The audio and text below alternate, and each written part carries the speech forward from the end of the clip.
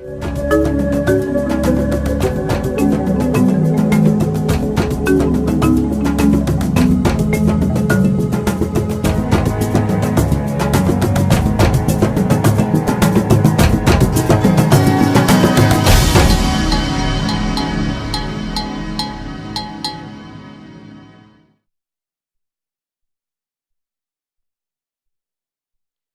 morning, and welcome to the 10th edition of the Tedx Youth event at Brookhouse. My name is Ahmed Said, and I shall be your host for today. In the spirit of TED's mission, ideas worth spreading, the TEDx program helps organizations, communities, and individuals produce TED-style events at the local level. TEDx events are planned and coordinated independently on a community-by-community basis, under a free license from TED. Here at Brookhouse, we are proud to have provided this platform for over 100 Kenyan high school students from various Kenyan high schools to share ideas worth spreading. I would like to invite our school's head of campus and head teacher secondary, Mr. Mulindi, for a few remarks.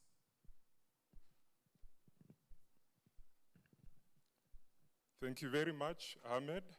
It's my pleasure to welcome everyone to our TEDx Youth event this morning. This is our 10th edition, and what a wonderful opportunity for all the speakers to give their ideas during this difficult time of the pandemic. And this theme of Be the Change is so appropriate to what's going on now. So to all the speakers, the audience out there, I just want to welcome everyone to this youth event, and I'm hoping that there'll be lots and lots of things to learn and also lots of entertainment. My gratitude to all the teachers who have put in time to enable you to practice and get ready for this event. So welcome and do enjoy. Thank you very much.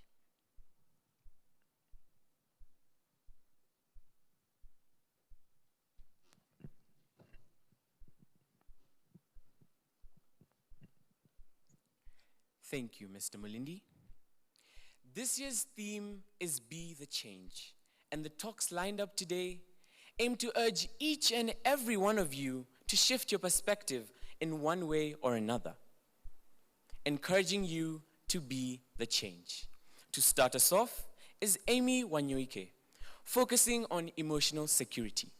Amy, the stage is yours.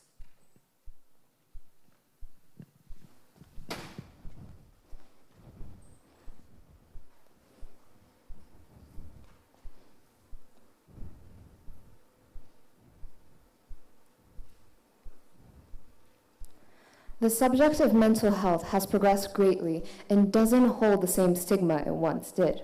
Of course, this doesn't mean we've reached a point of complete normalization, but at least our grandparents can stop referring to it as a form of witchcraft. I think that as this normalization progresses, people are growing more accustomed to having mental health talks. My school has done a great job of having these available for students. You can access multiple of these on the wonderful TEDx platform that we're currently talking on today.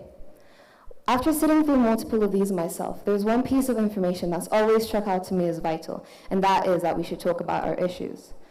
Many of you might think differently, probably arguing, how does talking about my issues change anything? Scientifically, with a 1988 study by James W. Pennebaker, psychotherapy, or talk therapy, is beneficial to a point and can be used as a preventive method in stopping physical health problems. In a psychological sense, talking about your feelings isn't supposed to change anything exactly. It's supposed to help you rationalize your thoughts instead of stacking them inside.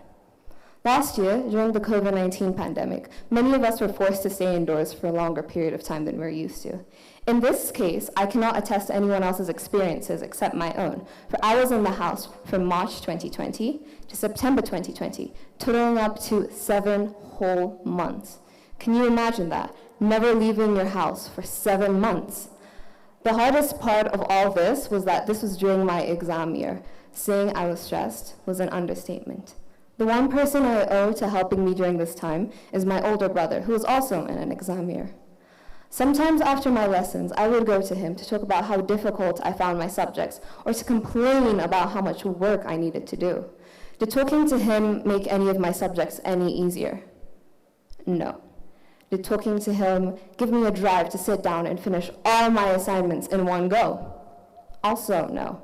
But did talking to him make me feel better? Yes. By talking to him, he made me feel like I could do anything, really. It might seem like a weird concept, but it is true. I think that talking about our issues really does help, especially when it comes to slight issues. And I know that not all of us have this type of relationship with our parents, our siblings, or even our friends, especially when discussing issues much more serious than schoolwork. The current dilemma with mental health isn't that none of us know where to go to talk about our issues, but the resources are there. But what use are all these resources when we lack the emotional security to look for them? Emotional security refers to a lack of apprehension, a feeling of safety, and a feeling of confidence in our issues and our experiences. I feel like emotional insecurity is very prevalent in our current society, and an example of this in my school is people refusing to go to the counselor for one of two reasons. Either they may think their issue is too small to possibly pester the counselor with them, or they might think the issue is too big that the counselor could possibly never understand. One solution I think schools can implement are online or anonymous help boxes that can help us put our issues, our general issues in, and that way, when the counselor would deliver talks to like the general demographic of people, we can realize that our issues aren't that special in the least condescending way possible. It can give us the validity that our issues are important because other people are struggling with them. Another solution could be personal helplines, like 911 or 999, which are very familiar to most of you, I'm assuming. I think that by having these, people will lose the apprehension they have with talking about their feelings.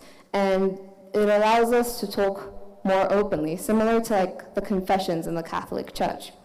In conclusion, talking about our issues is difficult, but having to deal with them alone is even harder.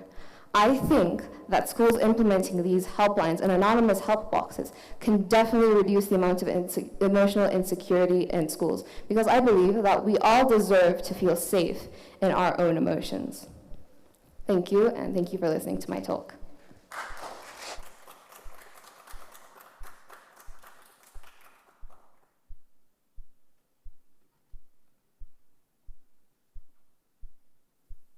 Wow, wow, wow.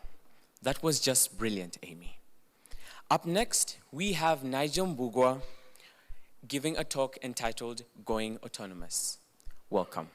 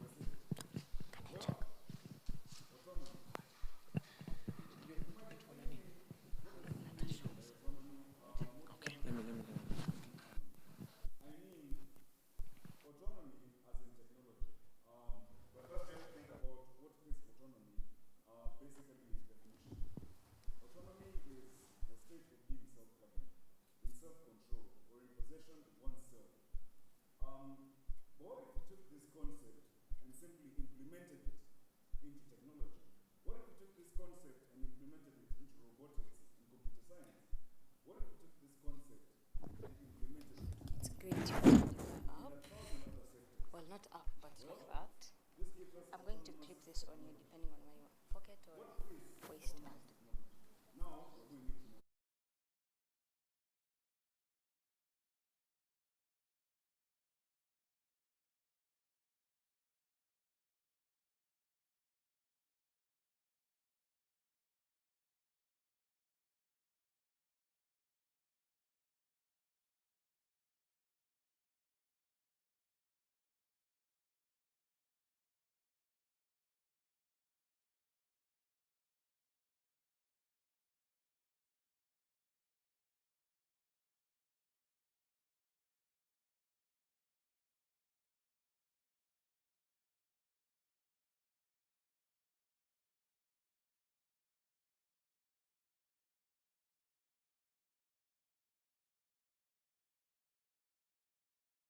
looking through the blood samples.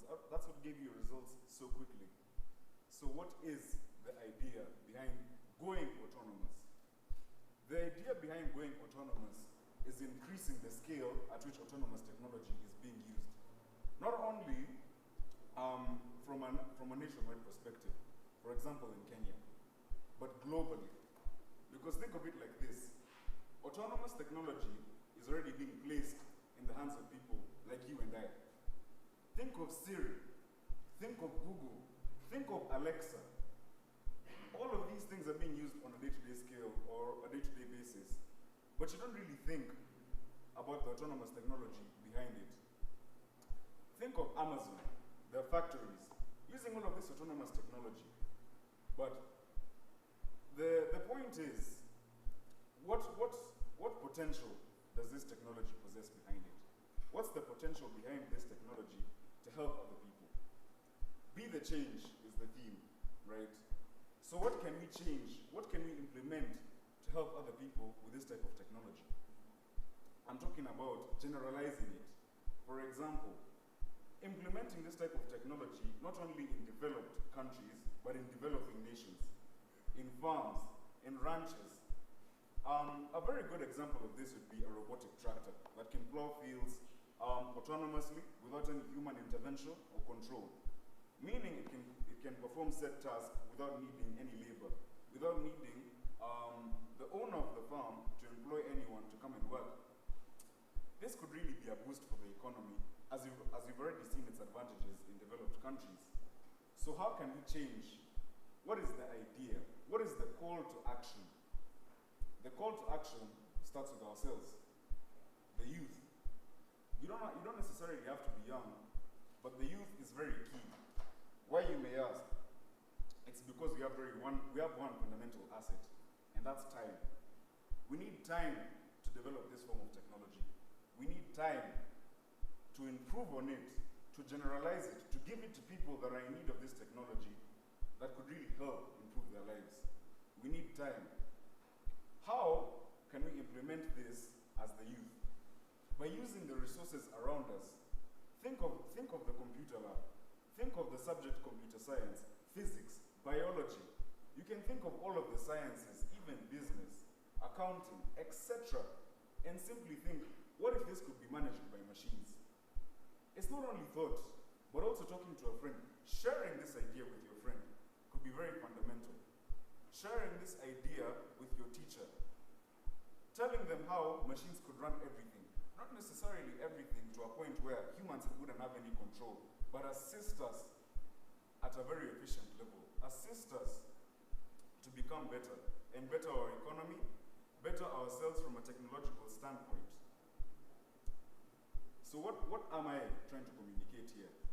If you'd like to go autonomous, first we must think autonomous as a community. We must think autonomous as individuals. We must think like we want to implement this technology in ourselves and around us as individuals first, as it is very fundamental to change the lives not only of someone in the US or someone in the UK or someone in any developed country for that matter, but it could help change the life of someone in Ghana, someone in a field somewhere, planting some crops. If you could simply implement this type of technology, where it has never been thought possible to implement it, you could be the change.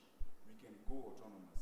So I say, to go autonomous, we must first think autonomous. Thank you very much.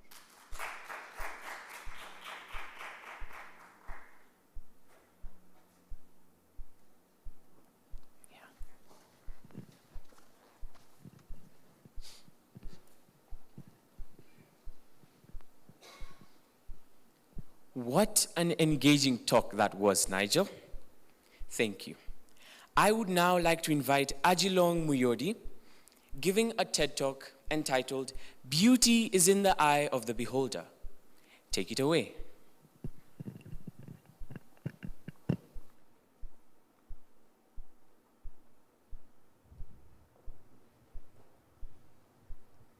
Beautiful. Beautiful. A 9-letter word. 4 syllables that each and every one of us has been taught to aspire towards, something that we strive to achieve for every minute of every day. Well, I have some questions. Maybe you can help me answer them. As a society, how exactly do we go about the business of defining beauty? Is it an entirely arbitrary process? Do we have a system, a specific criteria to be met? Who on earth holds the power to dictate when and how this all-powerful word may be applied? Well, Plato once famously said that beauty is in the eye of the beholder. I'm sure we've all heard it. A quote filled with good intent, yet ever as misleading. Because if it were true, then it wouldn't be only 4% of the women alive today who would consider themselves beautiful. If it were true, then the fashion and makeup industry wouldn't be able to prey on the insecurities of young men and women for profit. I mean, a multi-trillion-dollar industry built entirely upon the ideas of exclusivity and separation, on the concept of us versus them wouldn't survive and thrive the way it does in a world where these words rang true. The global beauty industry is worth approximately $511 billion. That's a big number. The global education industry is only worth $5,449 million. This means that every year, more money is spent on fashion and makeup than on educating the minds of tomorrow. That we deem physical appearance to be more important than even the most basic of competency. Far beyond the industry itself, prominent issues such as bullying and self-hatred stem from the promotion of these hateful and degrading ideologies. Don't believe me? When you woke up this morning, got dressed, looked in the mirror, did you think you looked beautiful? Did you poke and prod at every little thing that they might notice? Did you count all the unflattering angles that they might happen to see? Maybe not today, but what about this week, this month? I hope you understand that I must disagree with Plato when I say that all of us have been brought up in a society that does not allow for any difference of opinion when defining beauty. Well, why don't we look for an alternative definition for the same? I'm sure we're all up to the task. Beauty is a combination of unique features in any shape, form, color, or size you could imagine that is pleasing to the aesthetic senses.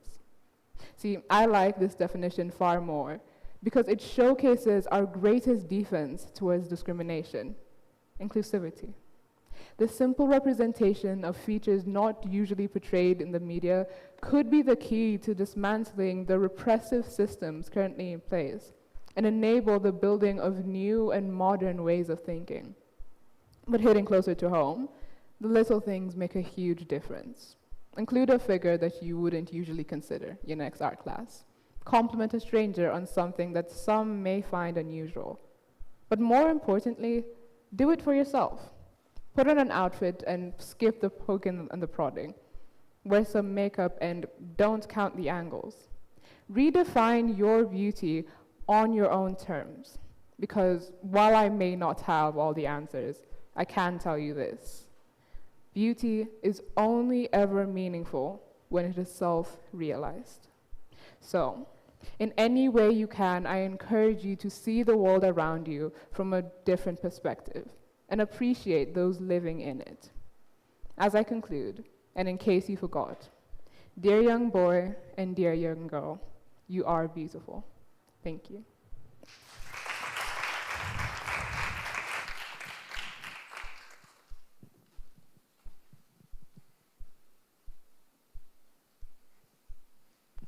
Thank you, Ajilong, for giving that beautiful message on beauty. Let's now give a warm welcome to Natasha Meher as she presents her talk on widening perspectives. Take it away.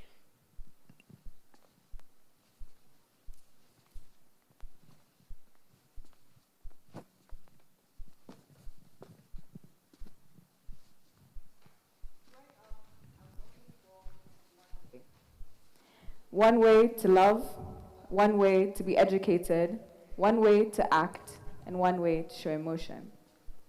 But in reality, we live in a world in which there are multifaceted cultures, ethnicities, cognitive abilities, and so much more. And yet, despite my knowledge of this, I still believed there was only one way. When you look at me, what do you see? Or rather, who do you see? The majority of you will say Black, East African, and you'd be correct. But I'm also Indian. I'm of an Indian religion, explaining the kara on my right hand. This silver bracelet used to represent that God is never ending. My name is Natasha Meher. Now, majority of you might probably be shocked, wondering how. Maybe even looking at the person next to you and giving them a whisper, is she adopted? Well, to satisfy curiosity, I'm not. I'm the fourth generation of Indian migrants who came to Kenya for the construction of the railways. I'm also a native Kalenjin and Meru. With all this, I may have lost a few of you along the way, but trust me, I was in the same place a few years ago, and maybe I still am. At the age of 12, I struggled with my identity.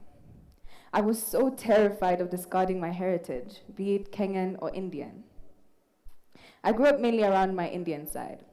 My family was so passionate about the sense of community and relationships religion brought around. As such, I was kind of forced to tag along, but as you can tell, I'm not the typical Punjabi you'd expect to find in a temple.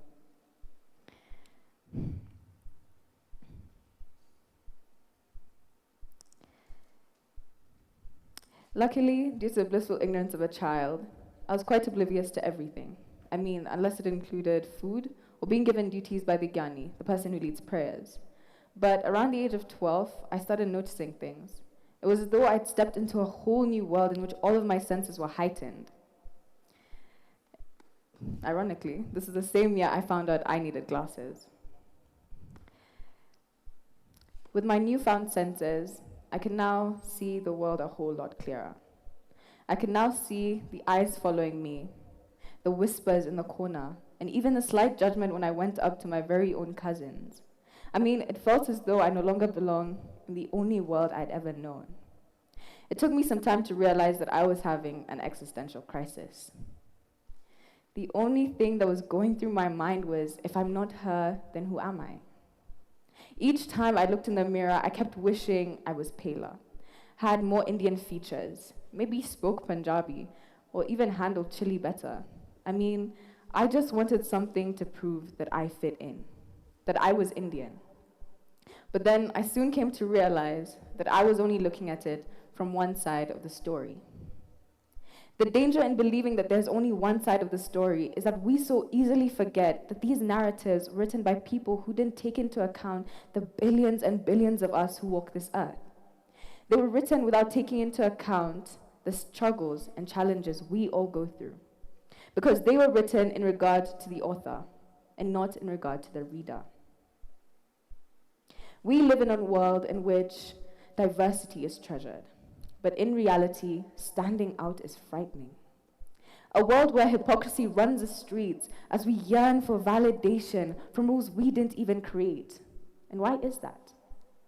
Because we hope to play a role in a story written by somebody else, instead of creating our own. I began writing my story in 2020, 3 years later. With the aid of the pandemic, I was forced to be alone with my thoughts and really have a heart-to-heart. I began writing a blog titled Widening Perspectives, and aims to make sure that no one ever believed that there was only a single story. A place where everyone could give their own perspective and show that the only difference between a single story and yours is that you just have to write it. I came to realize that I live a life of multiple and not one of a single story. Thank you.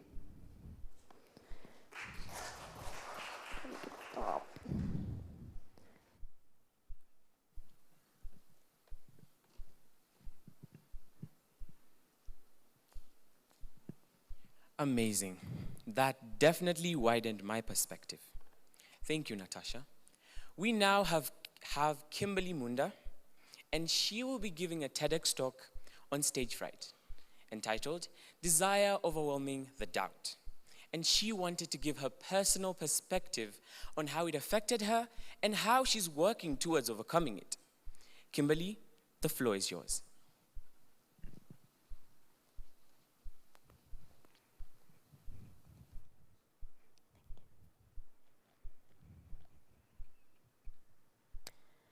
I have stage fright. Yes, you heard right. I have stage fright. Now, you may all be thinking, a bit ironic, isn't it? Given that I'm standing here on stage before all of you, seemingly unfrightened, perhaps even eloquent and composed. Well, don't be fooled.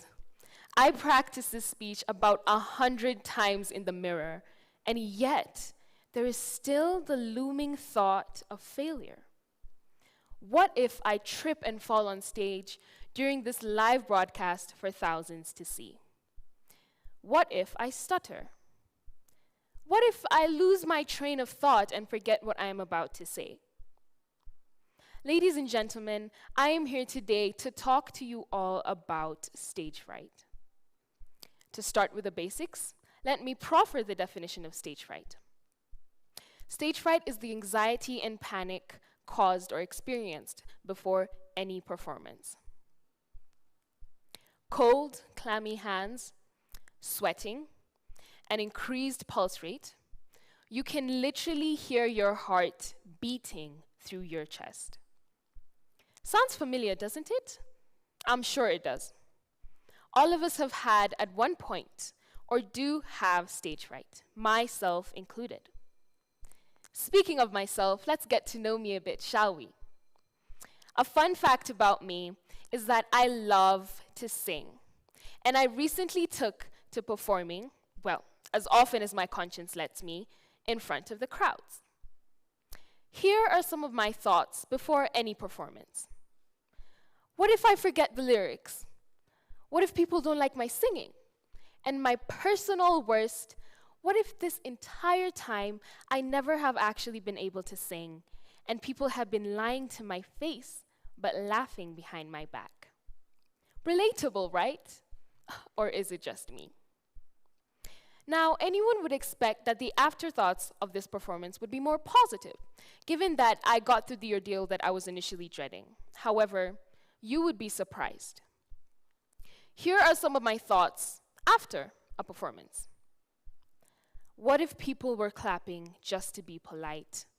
And I heard my voice crack. I ruined the entire performance. I will never be able to perform again. And yet, this glorious cycle continues. So then, why is it that I continue to sing? Well, believe it or not, underneath all this insecurity lies the confidence that drives me in the first place, and the conviction that I actually can sing, and that people need to hear me sing. Funnily enough, in doing this, I ended up teaching myself one of life's most important lessons, which is that the more you listen to fear, the more power you give it. You know how it's become a global enigma that in horror movies people run towards the ominous sound instead of away from it, like any sane person would? Well, ideally, that is how we should react to the things we fear. Marcel France says, "The secret of life is this: when you hear the sound of cannons, run towards it." Allow me to share some more words of wisdom. Fear is not the desire to avoid. Indifference is the desire to avoid. Fear means not knowing how to approach something of interest. Therefore, just because something scares you does not mean that you shouldn't do it. It doesn't mean that you should avoid it. Quite the opposite, in fact. It means that you should embrace it. Because beyond that fear lies the desire to accomplish that very task. And beyond that threshold of accomplishment lies the gratification that will motivate you to do more than you could have ever imagined yourself doing. Now, you may be asking, Does the stage fright ever go away?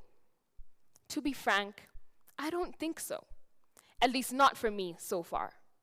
However, to quell your worry, I will tell you that it does get better with exposure.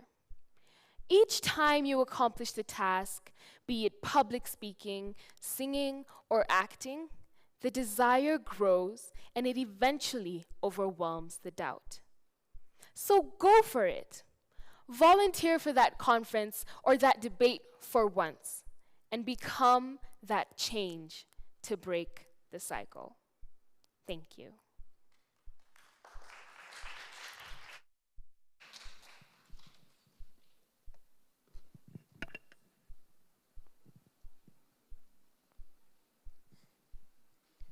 The more you fear, the more power you give it.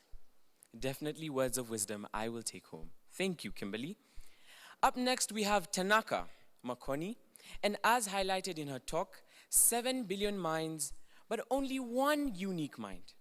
She harbors a strong belief that we are not born to fit in, rather born to stand out. Take it away.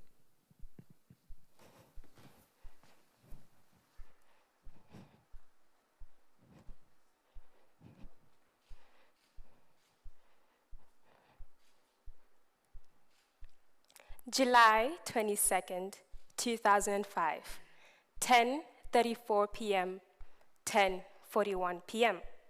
The day two very unique-minded individuals were born. Right now, you're looking at the very first picture of me and my sister. But you might think to yourself, but why aren't they wearing pink? But our story is very unique.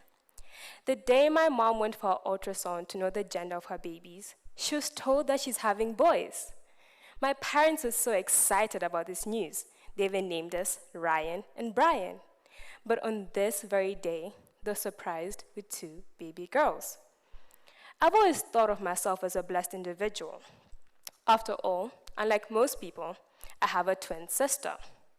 When I tell people I have a twin sister, the first question is usually, are you identical? And the second is, do you like it? I really don't know how to answer that because I don't know what it's like not to be a twin. Growing up, I responded to 2 names, Tanaka and Tamutenda. I'm Tanaka and my sister is Tamutenda. And funny enough, we're fraternal twins. For those who don't know what that means, we basically look nothing alike. But here's a funny bit about being fraternal twins. Whenever we meet people for the first time and they don't know that we're twins, they always seem to get our names right. But the minute they know that we're twins, they can never seem to get our names right, especially teachers. Whenever we sit in class together and a teacher wants to ask me a question, they usually take a really long pause to think of the right name to call out. But it's always the wrong name. Growing older, I became frustrated with a constant confusion. I'm not Tamu, I'm Tanaka, a unique individual. However, twins are the most vastly misunderstood peoples. Cautiously and uncautiously, most of you have thought, because I like it, she must like it too. Twins aren't just clones, but rather have a strong sense of individual identity.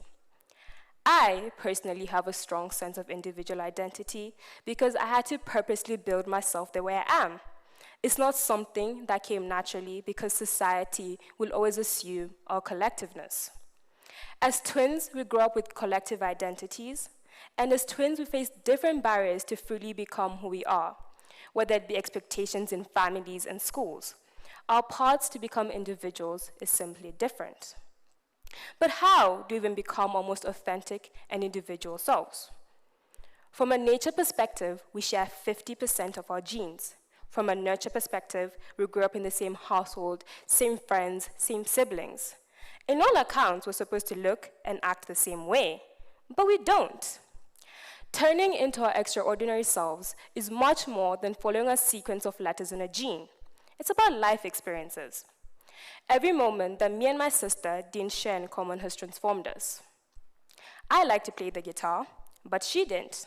She had friends that she liked, but I didn't.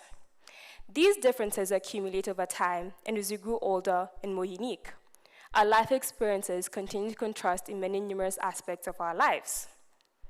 In order to become our most authentic and individual selves, we must accept that people change, we change, and circumstances change. I vividly remember being in year 9 and knowing exactly what I wanted to become, a doctor. But that changed. In year 10, I wanted to study cosmetology and fashion design. In year 11, I wanted to study genetic engineering. And now, I want to study behavioral neuroscience. I later realized that many of my dreams and aspirations were not meant for me, and I had to be okay with defying the expectations I had for myself. And I quote, "Progress is impossible without change. Those who cannot change their mind cannot change anything." George Bernard Shaw. Being a teenager, conformity is at its peak. There's more pressure to do what's right and what's cool. And as teenagers, we do things to ensure that we're accepted by people in their groups and to keep being authenticated by individuals around them. Peer pressure. No one can hear these two words and not feel bad in some type of way. Truth magazine stated that 90% of teenagers experience peer pressure and 88% admit into falling into peer pressure. Peer pressure has led into defining beauty standards for teenagers. We've all seen how men and women are portrayed in the media and how beauty standards have been set for both men and women. We've seen the kind of people that are shown on advertisements, films, TV shows, and now news channels share certain features in common. They've decided that these features are eligible for attention and fame. When we talk about beauty, we talk about the 90, 60, 90 body. Long legs, perfect skin. But guess what? People have flaws, and it's normal. Shouldn't blame yourself for the acne, the gap between your teeth, or any feature that makes you special and unique. As teenagers, we tend to idolize celebrities and try to be like them. You need to understand that everything you see is not true. Such idolizations lead to negative self-perceptions. You need to value yourself. Have a high body appreciation. Think beyond the stereotypes. As teenagers, we tend to idolize these celebrities, but you need to realize that your body does not deserve the torture through the harsh diets and intense workouts. Relax, acknowledge. This is a first step towards accepting yourself and true self-love. Therefore, I always remind myself that there are 7.6 billion people on this planet, and yet there's only one me. There's only one person who thinks the way I think. There's only one person who looks the way I look. And still, most of us tend to conform to the patterns of others because we believe we're not good enough. Some of us even go to the extent of imitating those we feel are unique. However, continuously comparing ourselves to others will never make us feel fulfilled or be at peace with ourselves. Being an individual is more gratifying than being the same. You've probably heard of the old saying, if a tree falls in a forest and nobody's around to hear it, does it make a sound? Then likewise, if you know what makes you unique and you're afraid to show it, does it make an impact? Thank you.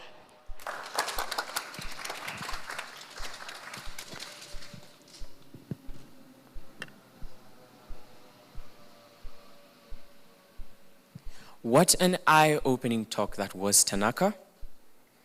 Let us now give a warm welcome to Alana Kariuki, enlightening us on the art of indecisiveness. Welcome.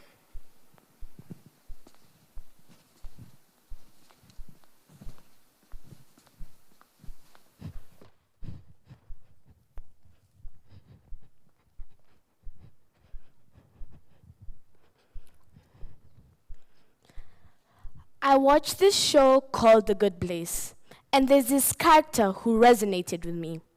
His name is Chidi Anagonye, played by the talented actor William Jackson Harper. Chidi's pursuit of what would be right and his inability to make decisions out of the fear of making the wrong choice caused incredible suffering for all those around him. And eventually, his inability to decide what bar to go to with his friends led to him being crushed to death by a falling air conditioner. After watching Chidi's tragic indecisiveness story, I learned that the word tomorrow was invented for indecisive people and children. An indecisive person is defined as a person who is unable to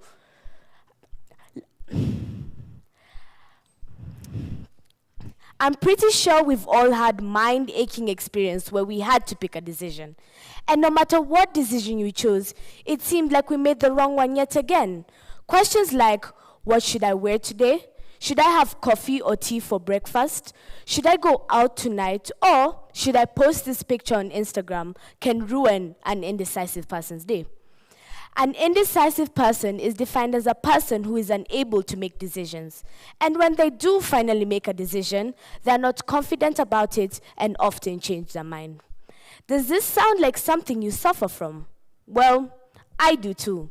I remember taking a survey and it had two options, agree or disagree. The question being asked was, do you think 30 minutes is long enough? At first I thought, yes, I do think 30 minutes is long enough.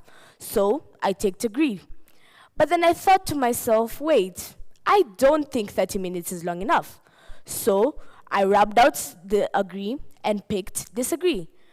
But then I realized I actually don't think 30 minutes is long enough. So I rubbed out the disagree and was left without an answer.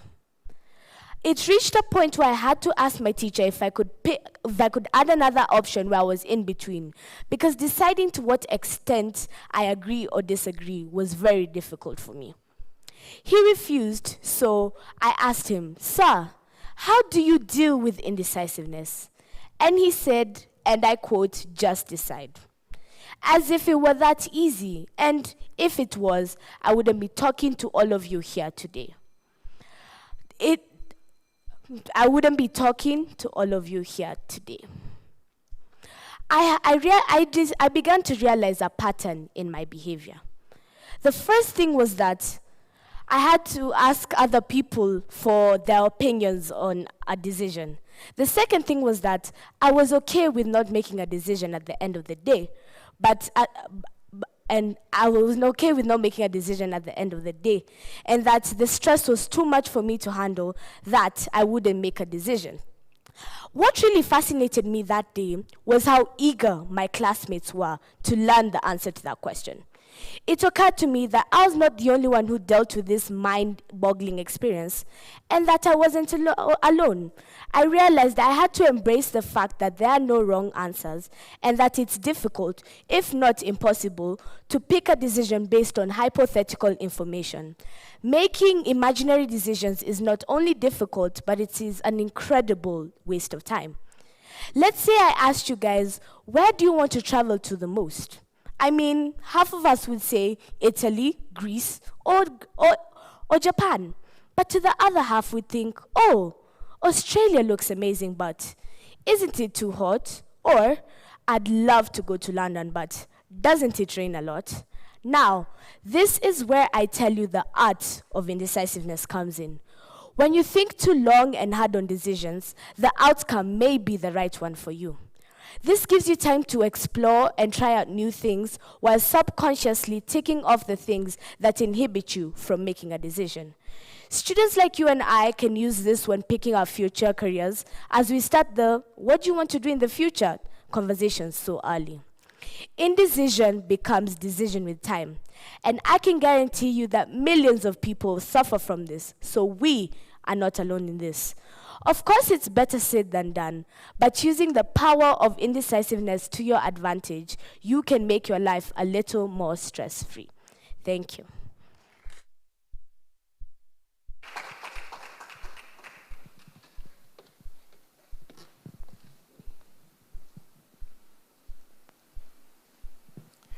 Just brilliant. Up next, we have Tiffany Gitonga, as she gives us her insightful talk entitled Roots That Connect Us. Tiffany, you have the floor.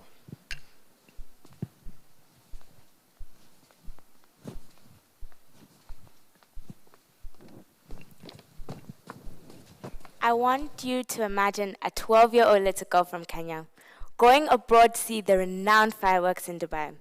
You can imagine how excited she was. And on top of that, she was getting her hair done at the hotel salon like everybody else. Expectedly, she felt like a princess. As she was waiting for her turn with her mom, keeping in mind she had already chosen the hairdresser she wanted, because the others looked like they wouldn't understand her, and he did. So later, as he was doing her hair, 5 minutes into it, he was really nice. But after that, he seemed to get irritated, and of course the little girl could see that. A few minutes after, he slammed the brushes on the table and walked out of the door. The little girl was horrified because she had never had this type of reaction towards her hair. The whole salon was staring at her, and the man who she thought would understand her didn't. By the time this whole blow-up had occurred, the hairdresser next to them, who didn't look like he could understand her, was finished, so she took her in and did her hair. Surprisingly, she was really nice. She asked about where she was from, how she liked doing her hair, and even apologized about her colleague. But when she was leaving, she saw the previous hairdresser doing a Caucasian lady's hair and having the time of his life. And I mean the time of his life. The little girl was so embarrassed, she turned away and walked away quickly. Now, as you can already tell, this little girl was me. This experience really taught me to how different my hair really is. And abroad, how different my hair is really rare. Nowadays, when I look back at this experience, I always ask myself, what if he had gotten a 12-year-old little girl just like me, but with even tougher and kinkier hair? Would he have taken one look and said he couldn't do it? My story shows that abroad, people are very ignorant on how to take care of black child's hair. However, as much as we like putting other countries in the spotlight, Kenya too has its flaws on wearing your big, beautiful afro out. If you walk out on the streets today, most, if not all girls, have braids. For several good reasons, of course. But to name a few, it is extremely difficult to take care of African hair, and it needs almost an hour or even more to try and make it look perfect. And who are we kidding? No one has that much time in the morning. I feel like this is mainly due to the fact that we've been confined in such a way that not only until 1964 the discrimination of black hair was abolished in workplaces, meaning we did not have much time to experiment with products and healthier, easier ways of treating our hair. So, then we put our hair in braids. If left out, it can break. If straightened, it can cut. And if exposed to cold, it can shrink. And so many of us opt to protect our hair. And honestly, I don't blame us. However, I feel that the biggest factor of not leaving our hair out is this less social judgment. Girls tend to feel more confident and comfortable when they're in braids because it mirrors what the standard of social hair beauty looks like: long, straight hair. And in my experience, unless my natural hair looks the best it has ever looked, less people tend to compliment me. And in a recent study by Dove and Crown Coalition, it shows that 80% of black women change their hair to fit social norms and expectations. The matter of the fact is, having African hair is hard. Whether 3B, 3C, 4A, 4B, and 4C, and with each come their challenges. However, they have one thing in common, and that thing is that they're all beautiful. Every curl, coil, knot you take to detangle after a good night's sleep takes a warrior, and in my opinion, some people can't handle it. However, I do acknowledge that straight and wavy hair also do have their challenges. However, what I find difficult to understand is the pool of educated Caucasian girls who are constantly flooding TikTok comments, complaining and arguing with each other about how their hair is so hard to manage. Yet everyone fails to take accountability that there are other girls around the world their age that have a much more difficult time with their hair, and act as though, in my opinion, the world revolves around theirs. This needs to stop. The bickering online, the prejudice on African hair, and the silent judgment that makes us feel so uncomfortable, we barely even mention it. There are 1,000 words that can be said without even saying them. We see the stares, the faces, the smirks behind the masks, and this can all stop. If people are interested to go expose themselves to how Afro shrunk, curled, coiled hair looks like, because in essence, we're trying to normalize something that is normal. I hope one person walk out of here today and say that they've learned something. Something that would make them hungry to go educate ignorant people. Something that would make them want to go change people's perspectives to make people like me feel more comfortable. Because I believe one mind is all it takes.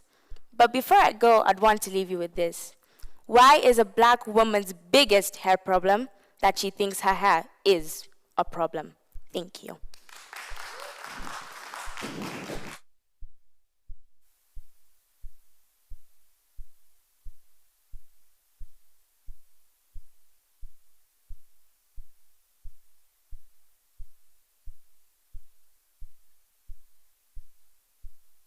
I'll give a warm welcome to Erica Irungu, touching on the prominent issue, gender equality.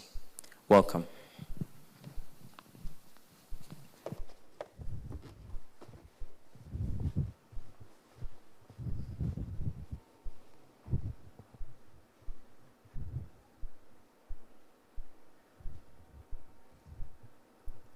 How many of you have ever been discriminated against because of your gender?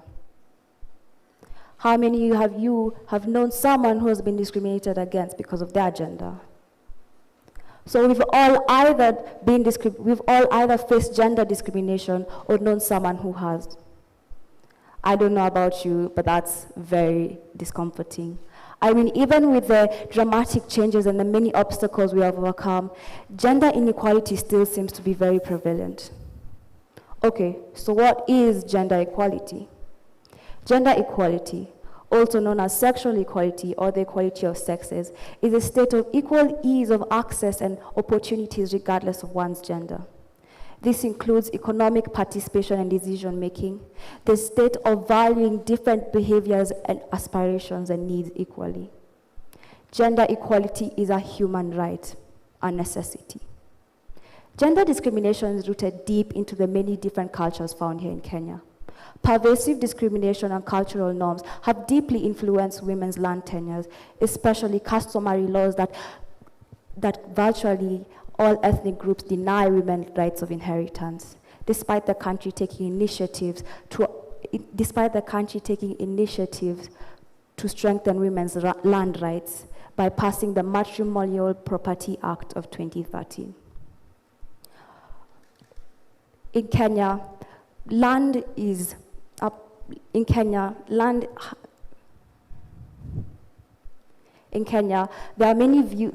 a lot of patriarchal views when it comes to land, as it is seen for the boy child.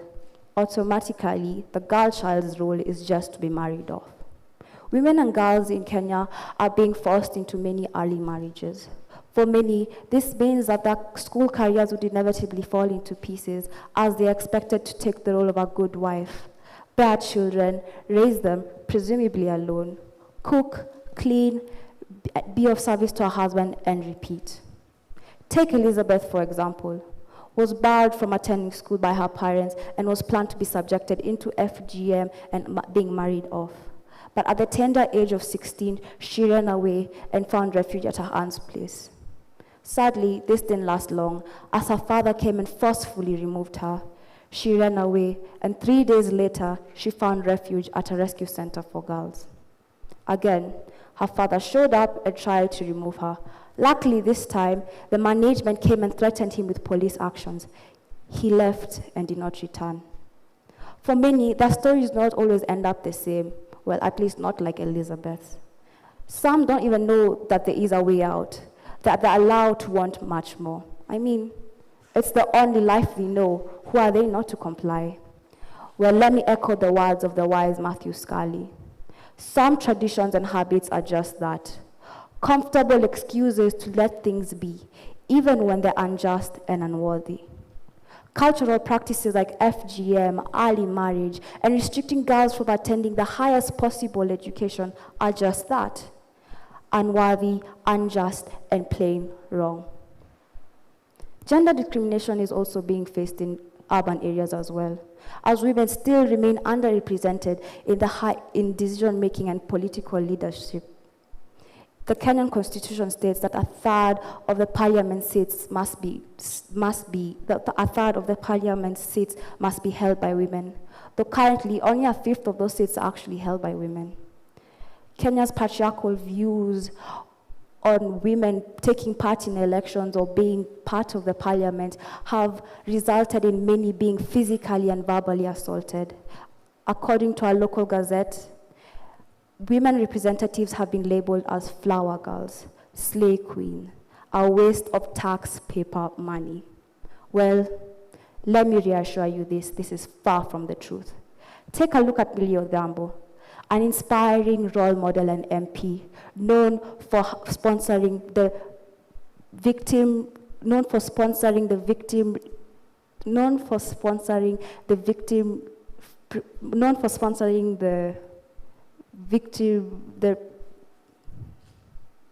Take a look at Millie Odhiambo, known for sponsoring the bill that prevents re-victimization in the court. So while we have made enormous strides towards gender equality, we still have a long way to go.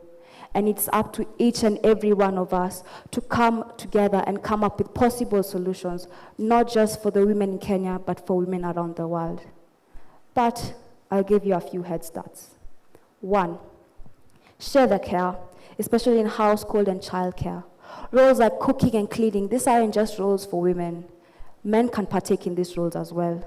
2, call out harassment from catcalling to mansplaining to sexual inappropriate jokes. 3, women, get involved in politics. Say what you think. And men, consider voting for very many qualified women. Take a look at Ellen Sirleaf Johnson of Liberia. 4, teach girls their worth. Encourage them to speak out and assert themselves. Change the language and the narrative that discourages them to do so.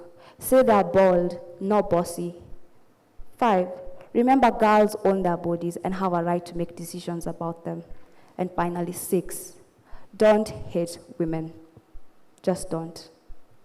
Gender equality is a fundamental human right and essential to achieving a peaceful society. Together, I know that we can make this happen. But before I leave, let me end by quoting Sojourner Truth. If the first woman God made was able to turn this world upside down, these women together ought to be able to turn it right again. Thank you.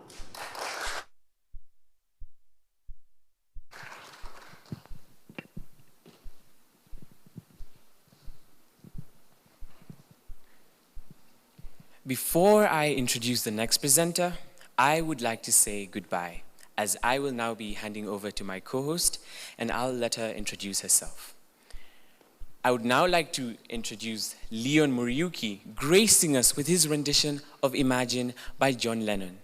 Leon, take it away.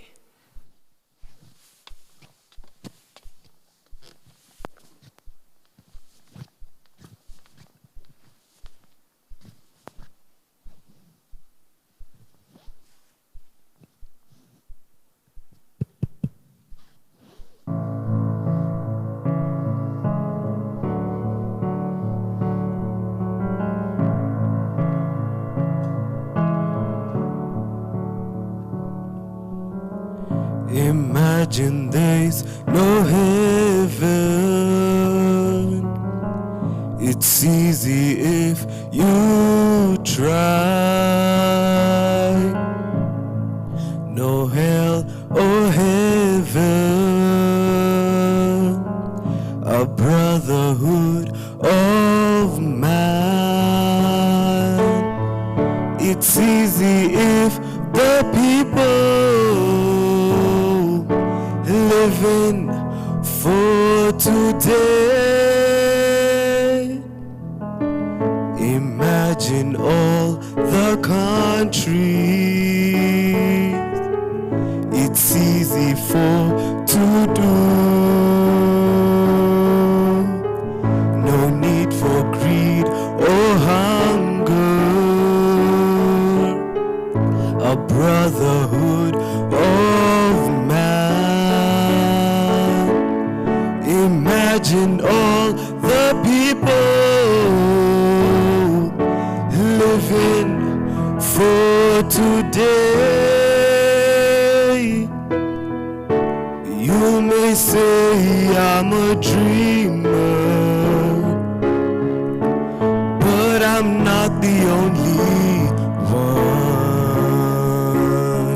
I hope someday you will join us, and the world will be as one.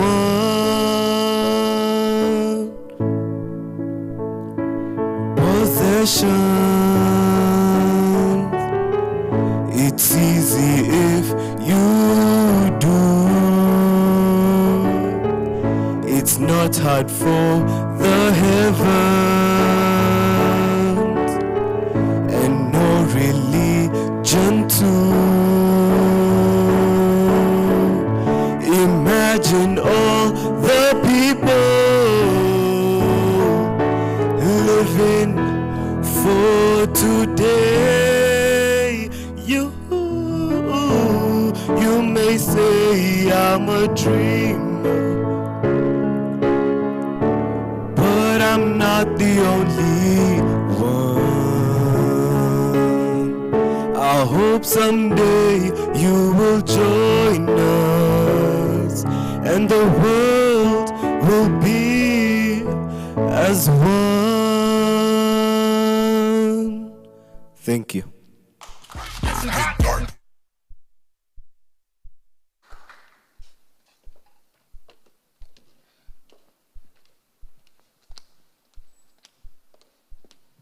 Wow, wow, wow, what a beautiful performance. Welcome to the second half of the TEDx event at Brookhouse. I hope all the talks so far have been educative and entertaining. The spirit of change is most definitely in the air. My name is Ivy Kinuthia, and I shall be the second host of this event. I'd now like to welcome Kamal Ali, whose interest in philosophy and its practical applications have inspired his talk today. Kamal, welcome.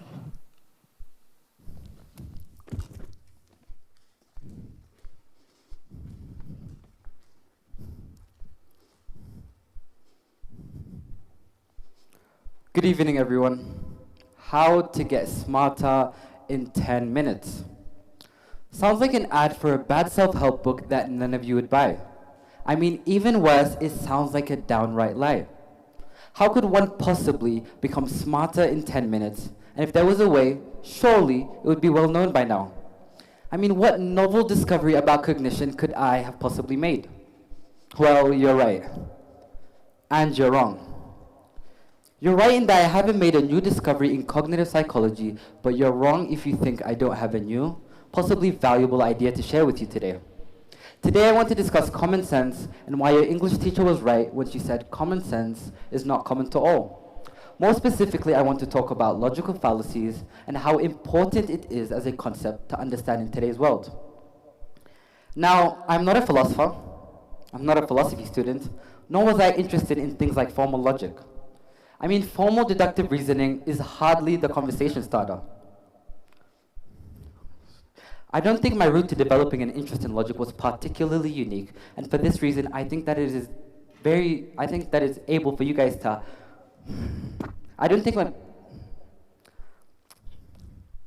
my route to developing an interest in logic was particularly unique, and for this reason, I think that it is possible for all of you to do the same.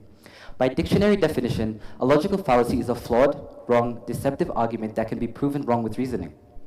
My first foray into the world of logic and logical fallacies was after a sort of novel realization for me. In political discourse, I saw time and time again a point being articulated, and opposers would change the argument significantly and then proceed to refute that. In fact, it happened to me at dinner table debates with friends and families. And I'm sure a lot of you can relate. After some research, I came to know that these are known as strawman fallacies. Let me give you guys an example. You make the point that judicial and prison reform is required to stop unjust convictions. Someone refutes this by saying, "So you want murderers walking in our street?" Of course you do not want that, and that was not the point you were trying to make, now was it? By agreeing with him or her, they may feel they've invalidated your argument, but that is not the case. Complicated issues are complicated for a reason. They require nuance, not yes or no answers. People who use this fallacy tend to turn complicated issues into simple ones, where emotions, not reason, dominate.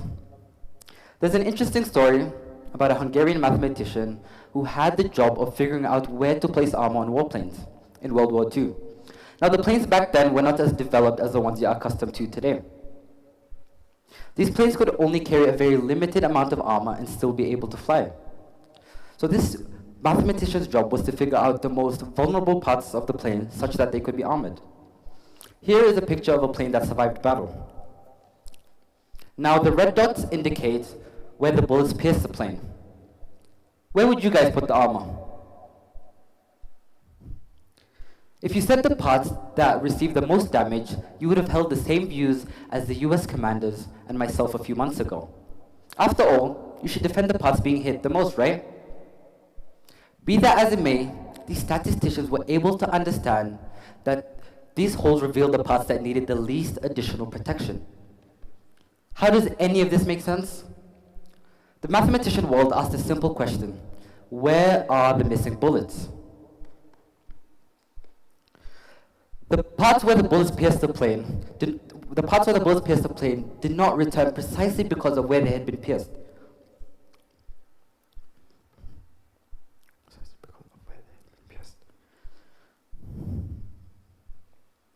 This is an example of survivorship bias, which then can be described as a logical fallacy, where one focuses on people or objects that have made it past a certain selection process and ignores the ones that have not, usually because of a lack of visibility. I'm sure there are other examples you have tangled with in your lives. Maybe you switch on the news and someone tells you to disregard what someone else is saying simply because they have not gone to school, as if a university degree is the only indicator of whether someone can offer valuable information and opinions. This is an ad hominem fallacy, which is very common in my experience, defined as attacking someone's personal traits and character to undermine their argument. It is prolific within the political discourse and disappoints me every time I see it. Understanding why a person's line of reasoning does not support their conclusion can be useful. All of you read the news, watch the news, have Facebook, Twitter, and WhatsApp constantly being sent links of what happened today and what's happened yesterday. Essentially, what would have been called an information overload many years ago, but today is the norm. This constant consumption of information also leads to us consuming some misinformation. How much? I do not know. That is the subject of another TED Talk. But this constant flow of misinformation has been proven to be used to change our attitudes and essentially control us. This was the work of Cambridge Analytica, who were hired in order to influence the US elections and elections here in Kenya. Constant exposure to illogical conclusions on why refugees need to be expelled for our national security, or why this person is going to save our country, or why a corruption scandal happened, can change our approach to policy on certain issues. Think about your opinions on some local, national, and international issues. Are they grounded by logical claims and conclusions, or have you been misled into holding an opinion with no strong logical basis? Francis Marie Awa, a writer, a philosopher, also known by his pseudonym Voltaire, had some funny entanglements with the ideas I'm exploring this TED Talk, namely logic and how it was used and misused in society. One of his quotes that I find myself coming back to is, "Those who can make you believe absurdities can make you commit atrocities." Let's think about that for a second. Some of the greatest tragedies happen because a narrative was pushed or people were scapegoated for the wrong reason. A good example of this, one of the dark stains of the history of our great nation, the 2007 and 8 post-election violence. Our country has historically had polarized politics because of narratives we have been fed and emphasis on our differences rather than our connections. However, we can overcome the polarization and pressure put on us by misinformed leaders. We can catch polarization before it becomes unmanageable and let no one delude us our brothers and sisters are our enemies. I am of the opinion that a philosophical education is fundamental in the building of a truly well-educated and well-informed society.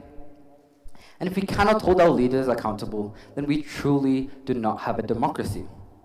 But with the tools I've shared with you today, I hope we can hold our leaders accountable, elect better leaders by seeing through sham arguments and sham manifestos, and create a prosperous society for our communities and for our children. Now, I hope with the time I've been allocated, I have not frauded you, and if not a 20-point boost to your IQ score, then at least you now have better tools to analyze and understand the world with. Thank you so much.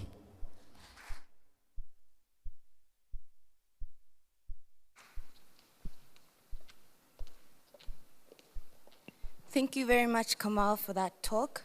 And I'd like to invite Mona Rutich, who will be talking about, are you really in anti-corruption? Let us all pay keen attention to her as she discusses this global vice. Thank you.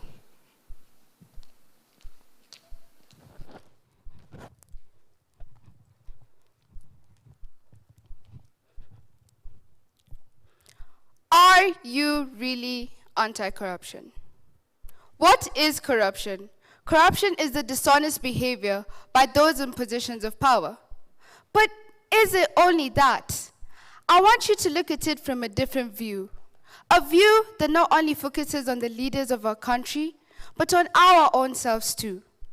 While speaking on this topic, it is very important for me to mention that corruption is a worldly issue that pervades every country on some scale.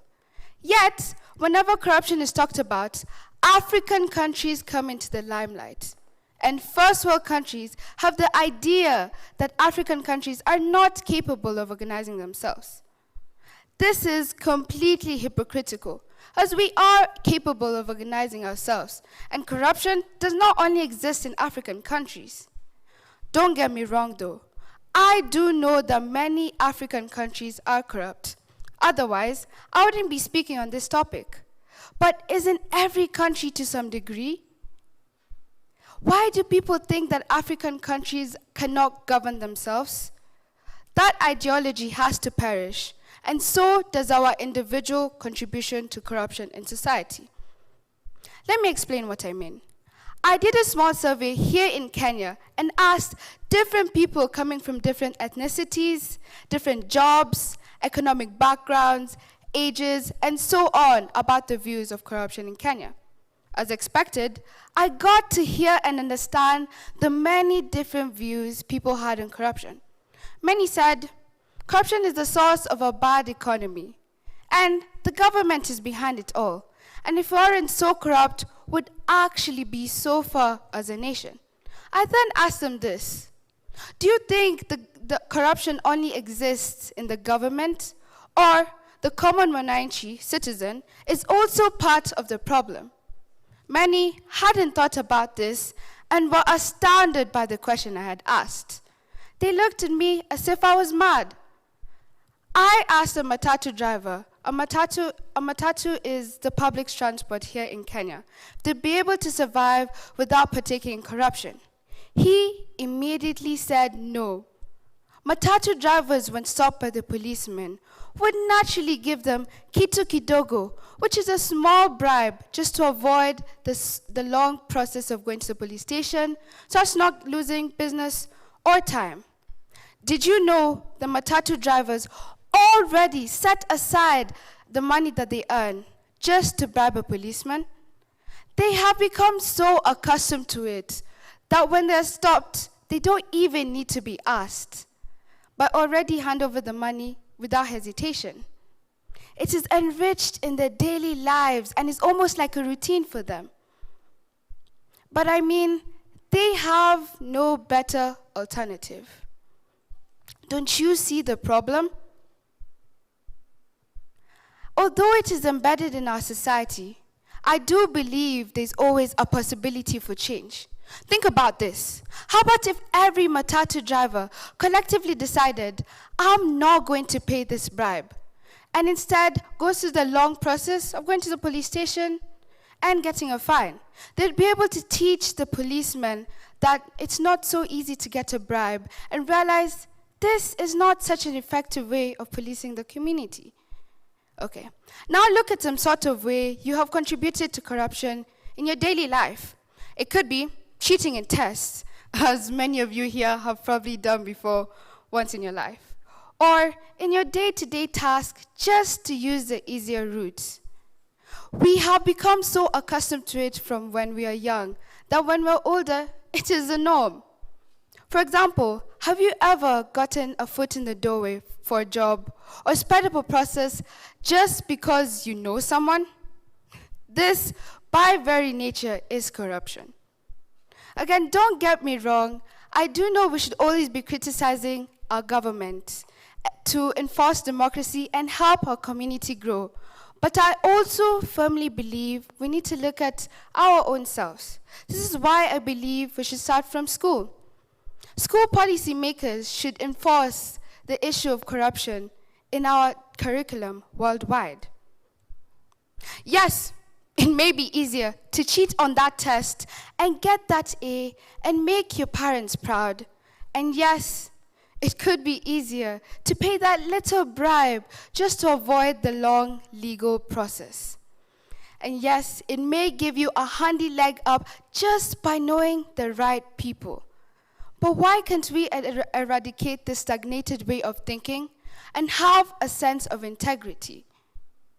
Why are humans so quick to judge others but not judge themselves? Just like those Western nations that are so keen to paint corruption as an issue that does not involve them. Why do we only see the speck out of our neighbor's eye but fail to see the beam out of our own eye? Although we should end corruption starting from ourselves, I also believe it is a team effort. As if one person is true to the anti-corruption stance, it is honest and great, but it won't really be effective in solving the problem at hand. But if we all are collectively true to ourselves, I believe we could end corruption as a whole here in Kenya and worldwide. I want you to think of small ways you have become so accustomed to corruption in your day-to-day tasks. If you want change so much, why can't you start with yourself and not only blame the people of the leaders of our country?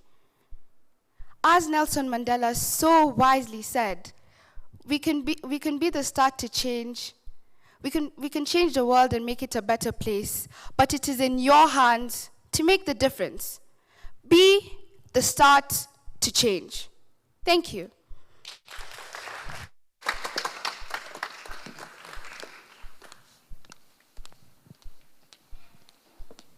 Thank you, Mona, for challenging us to break the cycle of corruption around us. I'd now like to invite Terry Masharia to give her talk. Terry, welcome.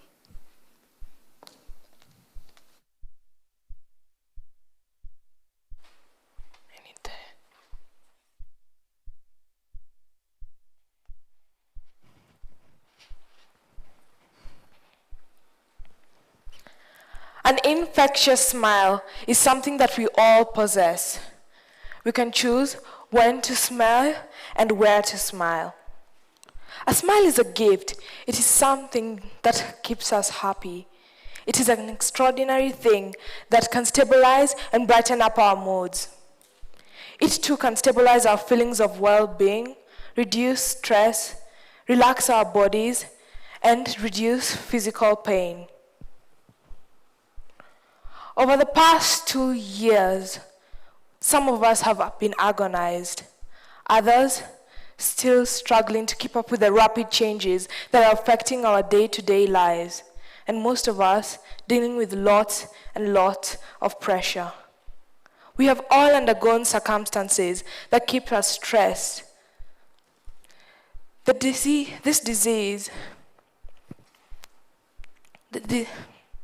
Over the past 2 years, some of us have contemplated on what we've done. This disease had made us rethink about and reduce our smiles.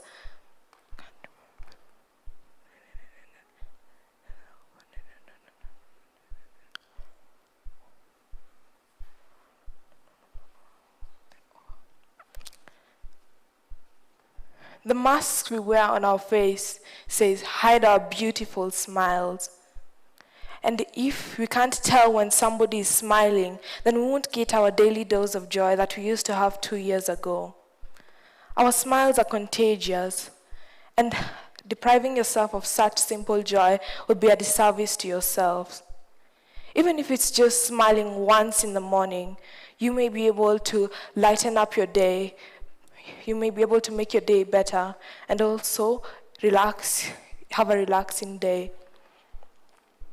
This disease has made us, this disease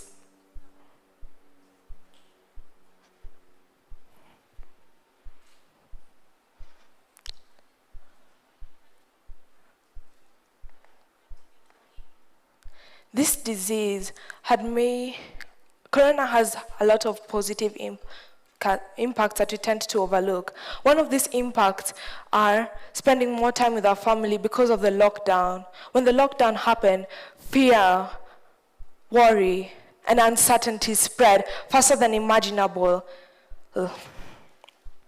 We continued to see and worry about what will happen next. But we fail to realize that it is because of the lockdown that we spent more time with our loved ones. The disease has many deep benefits that we tend to overlook, and they vary for each and every one of us. Mary and Angel once said, Ralph Marston once said, happiness is a choice, not a result.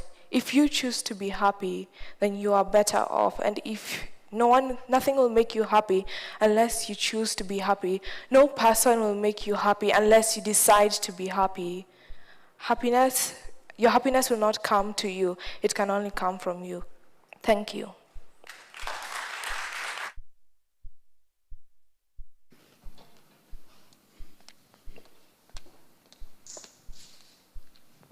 What an insightful talk. Up next, we have Ru Abdullahi, who will be giving a TED Talk on the topic love. Ru, the stage is yours.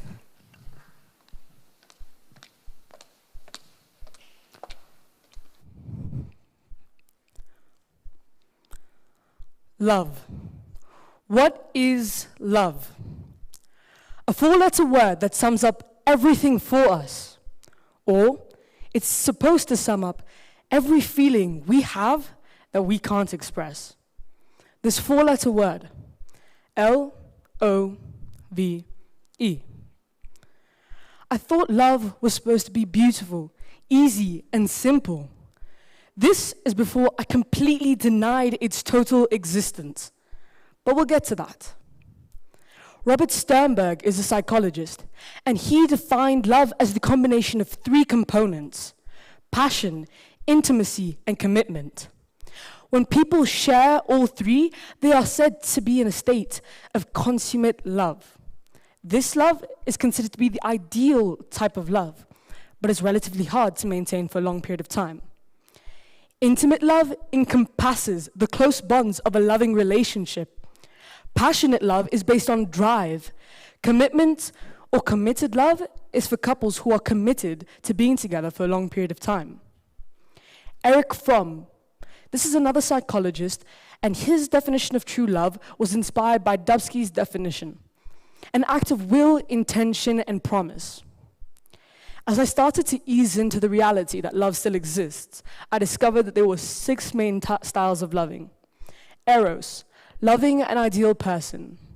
Ludos, love as a game. And Strudge, love as a friendship. And 3 secondary styles. Mania, a combination of Eros and Ludos, obsessive love. Pragma, a combination of Ludos and Strudge, realistic and practical love. And a gap, a combination of Eros and Strudge, selfless love. Romantic love, you see, is more than a feeling. It's a human impulse based in our species' development that has led to better survival. And it is this drive that gives you a lot of energy, a lot of concentration, and a lot of elation. Science has found that the 3 components of love, each of which are fueled by different combinations of hormones. In both men and women, estrogen and testosterone play a role in lust. Adrenaline, dopamine, and serotonin, the same hormones generated by new experiences, drive attraction. Long-term attachment is regulated by oxytocin and vasopressin, the same hormones and brain chemicals that promote bonding. As we started to develop and progress in life, the human race as a whole seems to have forgotten the true meaning of love. You see, we have gone from great Greek philosophers such as Socrates and Roman philosophers such as Cicero to a conceited, selfish, egocentric generation that seems to have lost the plot on the most basic of things. One of those things being love. Love used to be a word so sacred, it would never be as abused as we do right now. The fact that this generation is so uneducated on this topic is the reason why we don't take it seriously. This generation has hackneyed this word to the point where it has no meaning. And something without meaning lacks significance and is a waste of space and simply ceases to exist. This is what has happened to the word love. Personally, I never understood the concept of loving another person. Don't get me wrong, I love myself. But the thought of loving someone else terrifies me. The thought of loving someone else terrifies me. Everyone else thinks that love is as simple as these Hollywood movies make them out to be. But let's not lie to ourselves and believe that. As I'm naturally human, I began to fear what I could not understand, and this fear for love turned into hatred. I hated that other people were able to say that they were in love or that they loved someone, because whenever I tried, I always failed. And I understand that I'm young and that I have time, but why can others my age find it so simple, so easy? When I look at someone else and I see how they look at their significant other, it's as if everyone else simply ceases to exist. And I yearned for this feeling. So I took matters into my own hands, and I began to love myself. This is when I discovered my own self-worth. If others did not want to love me or could not love me, then I would love myself because I refuse to be unlovable. Again, I understand that it's not fair to want someone to love me when I know very well I would be incapable of reciprocating those feelings. But if they truly love me, would they not wait for me? Now, when I look back onto love as a whole, I've come to the realization that it's not just a chemical reaction, it is a combination of so many different emotions, like compassion and intimacy. Although intimacy isn't just lust, it could be the smallest of things, such as an entanglement of hands as one walks with their significant other. As of right now, I've come to the realization that love still exists as a whole, whether it be romantic love or platonic love. It all exists. I'm not saying I'll let my guard down as of right now, but I'm hopeful for what the future has to hold. When the right person comes along, I, too, will be ready to love. Thank you very much for listening.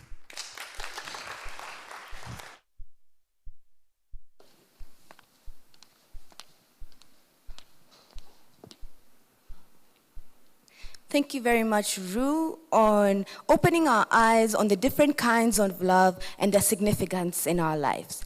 I'd now like to invite Aliyah to give us her TED Talk. Aliyah, the stage is yours.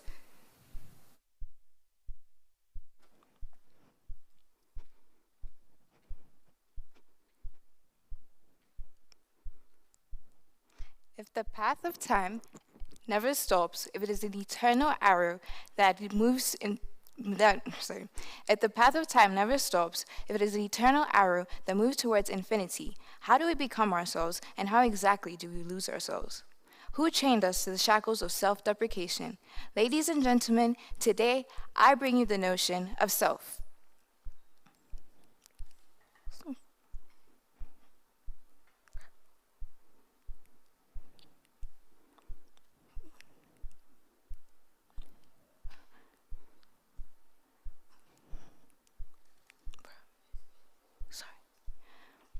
This is me as a child. At this age, the thought of self-deprecation never really crossed my mind because one, I never knew what self-deprecation was. And two, my motto that I'd followed was that it is my world and you're just living in it. However, these positive connotations did not follow me to my next phase in life. This is the second phase that I like to call pre-modern Aliyah. This is where my self-destruction had begun. My main source of self-deprecation had started from my skin tone, whether it was logging online to see how people equated darker skin tones to bad or ugly, or the constant social pressures to change my physical appearance. The external challenges were always fought from the inside. Therefore, I had started to find comfort in humor, self-deprecating humor. I had always negatively commented on everything about myself, whether it was my height, my weight, my skin tone, my hair, everything. I never spared myself a joke. I had programmed my mind to do this in social settings because I believed that if I had said it before somebody else, then the pain would be less or it wouldn't affect me as much. Now, this is modern day Aliyah. Modern day Aliyah still does have her insecurities, but I'm not bound by self-deprecation. Now, I find myself walking through confidence and see that the jokes that I've made before had never really benefited me. It all starts with a simple joke. The subconscious mind is a data bank which keeps all the stuff that your conscious mind does not keep, from your behavior, from your memories, your skills, your beliefs, and your past experiences. Your subconscious mind keeps everything that you don't have, including the fact that everything that you've done, thought, or seen is kept here. Once you keep on repeating yourself every day or self-deprecating every day, you believe that your subconscious mind absorbs this, and eventually you start to believe it. Now let's put this into practice. For example, if you're constantly talking about how your dark skin tone is a negative thing, this, accompanied by the negative connotations of how darker skin tones in society is treated, will eventually push you to change something about yourself. Ladies and gentlemen, I have presented to you about how bleaching industries make their money. The negative connotations of darker skin tones that was presented to me created a loss of self. However, it didn't take me long to realize that these are social constructions made to indoctrinate people under self-deprecation and capitalize off of this. Now, do you see how something small as a little joke can fund billion-dollar industries such as bleaching creams, which advocate for self-hate and self-destruction? Self-hate is seen as a more easier and approachable, is a easier approach to identity in society. This is because you're more likely to degrade yourself in front of other people in hopes of avoiding awkwardness or not coming off as conceited, which I'll further address.